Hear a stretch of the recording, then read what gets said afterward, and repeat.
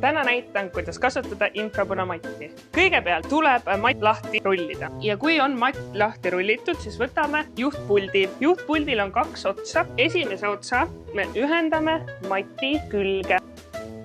Edasi leian ma pistiku ja panen adapteri sinna sisse. Lülitan puldi sisse, valin sobiva temperatuuri ja aja. Soovitame matti kasutada koos sisukilega. Meie sisukile sobib nii tavalisele kui ka XL matile. Rullid lahti, teed ta selliseks suureks ja kile avaneb ühest otsast. Mulle meeldib tavaliselt kile õhuga avada. Kilesse ronime me sisse nagu hernekauna.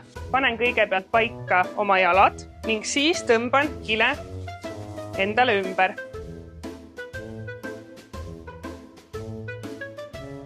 Kui ma olen sisukilesse ära roninud, siis ma avan mati ja edasi ronin ma matti.